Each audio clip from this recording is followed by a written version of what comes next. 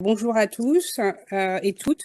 Je suis Aminata Palu, donc une Guyanaise, ingénieure sociale et responsable de la commission nationale dite d'outre-mer au sein du parti politique Les Écologistes, anciennement ELV, Europe Écologie des Verts. Donc je suis aussi militante au sein du parti local Guyane Écologie, pour lequel j'ai été candidate aux dernières élections européennes, préalablement à la dissolution de l'Assemblée nationale faite par Emmanuel Macron. Emmanuel Macron pariant ainsi sur la désunion de la gauche et qui, au contraire, a permis le regroupement de cette gauche à travers le nouveau Front populaire, porteur d'un programme solide, porteur d'espoir et qui désormais est, à mon sens, la seule alternative crédible. Donc, je commencerai mon propos en vous disant que je suis nostalgique de l'époque où un vaste mouvement populaire se rendait sur les tarmacs des aéroports pour empêcher les Le Pen, père ou fille, de fouler les sols de nos territoires. Aujourd'hui, comme on le constate, le RN s'est imposé et prospère dans le paysage politique à travers la banalisation de la xénophobie et se drape un visage masqué dans des vertus d'un parti respectant les valeurs démocratiques. Là où avant les citoyens et citoyennes se questionnaient sur les idées, sur l'idéologie, sur la matrice même du Rassemblement national, aujourd'hui on semble ne plus remettre en question ce qui anime le Rassemblement national. Donc il y a en effet plusieurs facteurs explicatifs de cet engagement, de cet enracinement progressif du Front national sur notre territoire.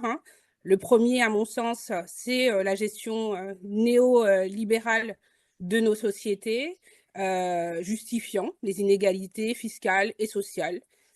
Mais aussi, c'est la résultante, selon moi, des effets de la peur du déclassement social et du manque de mobilité des différentes classes sociales dans nos sociétés. Donc l'absence de vote de notre peuple, qui favorise finalement le RN, ou le vote assumé pour le RN, sont des marqueurs de colère à l'égard du pouvoir central, à l'égard aussi des élus, de tous les élus locaux. Il y a un vote de désespérance, à mon sens, mais il y a aussi un vote d'adhésion qu'il ne faut pas sous-estimer. Il faut entendre cette expression de la crispation des peuples qui sollicite une vraie rupture avec les mécanismes actuels et donc, du coup, qui sollicite aussi plus de justice sociale et environnementale, c'est-à-dire plus de services publics, un meilleur pouvoir d'achat, plus de santé.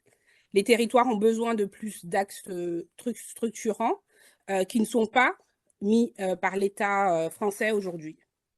Donc, lutter contre la propagande des idées et les arguments du Rassemblement national me semble indispensable.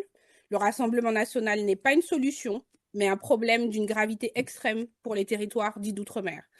C'est un parti, je le rappelle, fasciste, colonialiste, suprémaciste et raciste.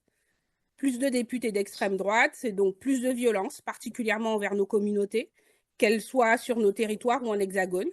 Plus de députés du Front national, c'est aussi une approche racialisée de nos enjeux et plus de déclassement de nos territoires par un État fasciste entre le Rassemblement national et la République en marche, où c'est assez poreux. Parallèlement, je pense qu'il est important de rappeler aux personnes qui se disent qu'on n'a jamais essayé, que le RN, ce n'est pas un parti qui protège les plus démunis, que l'extrême droite renonce d'ailleurs actuellement sous nos yeux à plusieurs de ses engagements. Le Rassemblement national a déjà renoncé à supprimer le revenu pour les moins de 30 ans, à exonérer les charges des entreprises qui augmenteraient des salaires, à revenir sur la retraite à 60 ans, à reporter le projet de TVA à taux zéro sur les produits de première nécessité. Donc ça, c'est du concret, c'est du Rassemblement national. C'est aussi un parti qui a toujours voté contre les lois qui vont dans le sens des femmes. Il est contre la PMA pour toutes. Il s'est opposé à la constitutionnalisation de l'IVG au niveau européen et à toutes les lois qui visent à la réduction des inégalités de genre.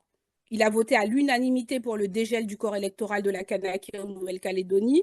C'est une nouvelle atteinte à la souveraineté du peuple kanak, électoralement de plus en plus minoritaire sur son propre territoire. Le RN s'est renoncé aussi et s'est prononcé contre contre l'autonomie de la Corse. Donc tout ça, ce sont des sujets, des représentations, des éléments concrets de ce qu'est le Rassemblement national. Donc pour les enjeux d'une mobilisation dans nos territoires, cette mobilisation est déterminante. Il faut se saisir de ces élections législatives pour faire un temps de rupture avec le bloc macroniste et faire triompher ce nouveau front populaire. Les syndicats, les collectifs féministes, les associations, les quartiers populaires, les ONG, les fédérations d'éducation et de nombreuses personnalités issues de la société civile, tout le monde entre dans ce combat et donc se félicite de ce rassemblement de la gauche. Donc mobilisons-nous un maximum pour permettre le plus de candidats du Front populaire. Voilà.